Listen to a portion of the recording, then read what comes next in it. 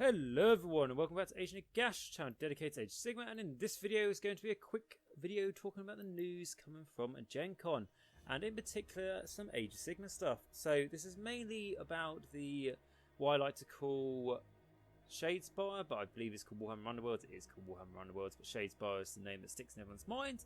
For some reason they didn't stick with that. However, what we're going to be talking about quickly today is going to be Warhammer Underworlds Beastgrave.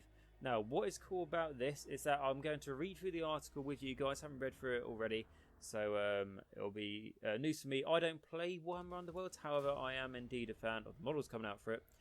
As it looks like we have got some Beastmen models, so, you know, Beast of Chaos models coming out, and also some Wood Elf models, so Wanderer models coming out, which is really cool to see because they are like the first ones to come out for Age of Sigmar. Correct me if I'm wrong, but I believe that is the case. There might be a couple of new elves, new models, but nothing like Wanderer really related. So I'm for the Beast of Chaos, talking about the Beastmen, you know, like the Ungors, the Gors, all that. So there's that, what we're going to look at, which is Beastgrave, and then we're also going to quickly talk about something to do with Blood Bowl. I personally don't play the board game Blood Bowl, I do play the PC version, but this is quite nice because we've got some new Lizardmen models coming out, and they are just Blood Bowl models, but there is conversion potential. So we'll get to that after the Beastgrave. Right, okay, so Beastgrave, it says you have explored the city of Shadespire, you survived the opening of the Night Vault, now things are about to take a deadly new turn. So this Warhammer Underworld Beastgrave, the triumphant third season of the ultimate competitive miniature game. We've taken everything you love from the previous two seasons of Warhammer Underworld and refined it even further, giving you the definitive Warhammer Underworld experience. Look forward to an even tighter rule set, sharply designed game mechanics, unusual and rewarding new card designs, and some incredibly new warbands. And what we're mainly going to be talking about today is obviously the warbands, but I just thought I'll read through what they have to say about it. So speaking of which, let's take a look at the stars of the new core set. And they are Draknar's Ravengers and Scarif Wild Hunt. So in this season of Warhammer Underworlds, our game designers have worked closely with the miniatures team to create an incredible range of warbands. We can't wait to share with you. Take Draknar's Ravengers, this vicious pack of beastmen are fast, deadly, cunning, bringing ambition, dark magic, slinging, horn, gouging awesomeness of the Beasts of Chaos to a brand new game system.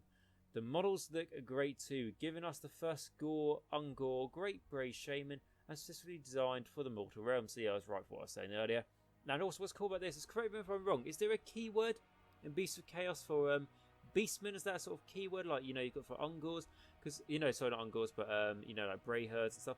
Because I don't think it is, and they've used Beastmen here with a capital B, so they're referring to Beastmen, which I think is quite, doesn't really mean much, I'm sure it won't, but it's quite a nice reference to, you know, their old name. So obviously we've got two photos here, so we've got pictures here of, like we say, what contains the Gore, Ungor, Great Brave Shaman, which is quite cool, so we've got two of the Ungor Raiders, which, you know, like the Gors of the bows, and we've got some of the couple of Ungors, which are, you know, just standing ones of spears, and then we have got a Gore that, to be honest, in these photos is actually quite big. I was going to call him a Bestigore, but no, it's just a Gore. So they are very nice, very cool. And that's also a nice thing for me is that I play Warhammer Vermintide, and there's going to be an expansion for the Beastmen coming out this month for it, so it's like nicely times in with that. Okay, so we've got that, and then the next one we've got is, meanwhile, Scarif's Wild Hunt offers us a new insight into the mortal realms with our first look at the Kurnothi. Elf-like creatures with a savage style of their own, offering a fast and highly specialised group of fighters. They're a deadly and flexible warband capable of cutting down at any range. Right, that is the most important bit I've read so far. When it says, meanwhile, Scarif's Wild Hunt offers us a new insight into the mortal realms with our, this is the important bit, first look of Kurnothi. So obviously, you know, we've got Kurnoth, we've got Kurnoth hunters, things like that. And it says elf-like creatures with a savage style of their own. This looks to be a new race that could come out for Age of Sigmar. The start of something that we haven't seen before. They would be taken over from probably the Wanderers, probably very much what the Wood Elves were. So I don't really know what's going to happen with the Wanderers. Maybe the Wanderers will go into it, like what they did with the Gloomspite Gits. And they go, yeah, here's some, well, Gloomspite Gits were, you know, a lot of remakes of old models, but they were like, yeah, but you know, like your grots and stuff that are still there, yeah, they're just going to fall into it. So they might do the same with this. That would be really, really, really awesome if that was the case, because for me, it would just clear away the, you know, pessimistic look of what could happen with like Wanderers. And I've already said that I do like Wanderers, so that would be really, really cool to see. These could be like a new Battletome army coming out. It could be in the Sisters of Sigma. This is something I'm generally excited about. The Beastmen, what are coming out, yeah, that's cool. But for me, these guys are what I am really excited about. And then it goes on to say, Beastgrave also brings us another of the Mortal Realms underworlds as the setting of the game moves to the savage depths of Gur. The Necroquake has permanently damaged the Mirrored City, causing it to bleed into an ancient mountain known as the Beastgrave. As the curse of the Cataphrase leeches into the long dominant edifice, savage powers thought long dead awaken, with the streets of shade glass juttering from pillars of bone and catacombs of living amber. Just as in previous Warhammer Underworld games, you'll discover the mysterious history of Beastgrave in art and card text, offering you a glimpse of one of the Mortal Realm's most fascinating locations. And then they've got a picture here of, you know, the city, you know, combined with, like, you know, like the realm beast by things, and a gore in the distance, which is quite cool. I like that. And like I say, I want to get this video out to you guys as soon as possible, so I'm going to try and link up the pictures to when I'm talking about them in the audio. But if it's not, just remember all the pictures will be on here. You just might have to go back through, because I want to get this information to you guys as soon as possible. Right, and then it says, we'll be bringing you more news on what you can expect from Warhammer Underworld's Beastgrave soon. Make sure to follow Facebook and all that sort of thing. Right, okay, going on to Blood Bowl. So we've got the Saurian Sportsmen. So for countless years they have waited, they have trained, they have spawned new generations of warriors created for a single and deadly purpose, of course being a Blood Bowl. So the Lizardmen have returned to the fray, and in style. This is an ambitious spawning indeed, bringing this much loved team to life in glorious plastic for the first time, combining classic Lustrian aesthetics you know and love with Blood Bowl distinctive brands of sports-based violence. So here we have like a picture of the three Saurus warriors, but you know they are the ones for Blood Bowl, and then we have the skinks, which we've got communion skinks, and then three standard ones. So it says they may be cold-blooded, Bob, but they got me hot under the collar, and that is of course from our good friend Jim. And then it says, we don't know what we love more, those massive Saurus, adorable comedian skinks, or the teeny tiny Slan statue that acts as a turn marker for the team. In the game, Lizardmen Blood Bowl teams are highly specialised, with skinks making for super fast ball runners, and Saurus acting as a rock hard wall of scales, muscle, fangs on their line of skimmerage. And then it says, keep up with the latest Blood Bowl updates and find the rest out on Facebook. And then it goes on to talk about some more box games, and then there's like a 40k one with flyers. It looks quite cool, but that's not what we're here to talk about today. So, like I say, I know a lot of you guys are waiting for the new Saurus Seraphim models, or just Seraphim models in general. This is Blood Bowl, so they're not Age of Sigma, they are Blood Bowl. However, conversion opportunities are a must, because the skinks for me, their eyes are quite big, they look a bit more cartoony. I'm not saying they're bad, but they have to probably grow on me a little bit more.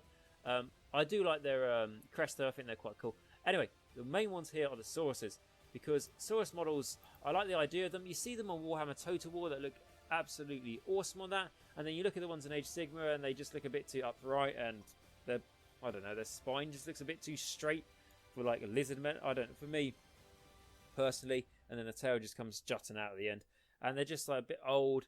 And that's it really, they're just a bit dated. These new ones you could really use for conversion, because to be honest, there's not too much about them that screams Blood Bowl. I mean, they've got...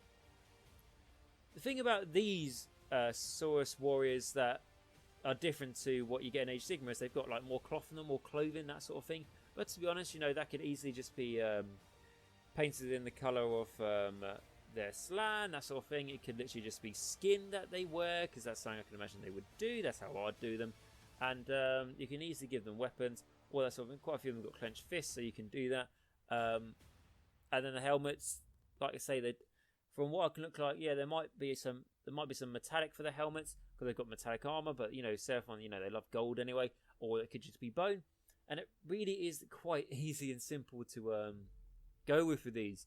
Unlike the a really good one I thought was given conversions, which I'm sure plenty of people have done, is the Skaven Blight Scramblers, I think they're called, which could be used good for things like gutter runners and night runners, but you had to do a little bit of work with them, more so than you have to do with these ones, from what I can tell. Which is absolutely awesome. Really, really a fan of these. So if you guys do like Seraphon, definitely pick these up to do some conversions with if you would like to, even if you just want to make the leader of the unit a bit different for your Saurus Warriors. And if you're thinking that, oh, well, this isn't good enough, I want to have more Seraphon models or Lizardmen models for Age of Sigma, well, it's not happening yet, so just be grateful for what you get, really, with that, in all honesty. But no, so that's cool. And then we got the Beastmen, and then we have got the glimpse of a new Age of Sigma army coming out, something that we haven't seen before. It's an adaptation of like the traditional Wood Elves. Might not be anything, but I honestly believe that this will turn into a battle tome. It might not be soon, it might be a while, but it will eventually happen, and that's something I'm really looking forward to, because it combines the sort of bestial elements of, you know, Beastmen, because, you know, like a lot of the, you know, they've got animal legs and all that. There's a bloody centaur there. However, they are forces of order, from what I can see, probably very savage forces of order, you know, very much like an easy comparison would be Sylvaneth. As you think, oh, Sylvaneth, they're the good, colourful, you know, trees, they're peace-loving. Not really. Dryads will find the most cruelest way to kill you possibly, like growing plants inside you until you slowly die in agony, very much like some of the Japanese torture in World War II. There's also things like Daughters of Cain, where, you know, they are in the forces of order, but they do love stabbing people, don't they? The Deep King, you think, oh, they're quite, you know, good, aren't they? They steal souls from other innocent people.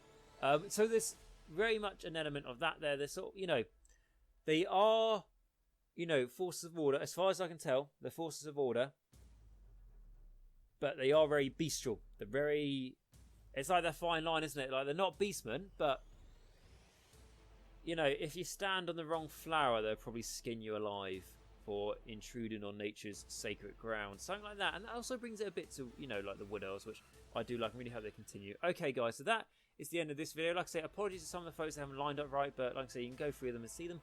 Do have a look at the Warhammer community article to read it for yourself, as there is more on there. I just covered the like Shadespire stuff, and also the Blood Bowl for the Seraphon, because that's the most Age Sigma related. And yeah, really excited about this. I don't play either of those two tabletop games, but I'm generally excited about this for the conversion potentials and what this could lead to. You know, if we start seeing new Seraphon models, maybe we'll get some at some point in the future. It's not too long away. We can only hope. So guys, like I say, I thank you very much for watching this video. If you did enjoy it, please like, subscribe and comment down below, as that does massively help the channel. It's absolutely free for you guys to do so. The next stage you'd like to support the channel is Patreon, which is a thing I've started up, which is a really great way for the channel to get some sort of resources to be able to afford battle tomes, for me to be able to do more exciting things like get a camera, say for a better microphone, all these other things, and for me to be able to justify the time I put into the channel. The people who do really support me on it are my vampires, and these are people who donate at least $5 a month to me. And these are going to be to Carl, Max, Simon, and Martin. So again, guys, thank you very much for your continued support for all those things.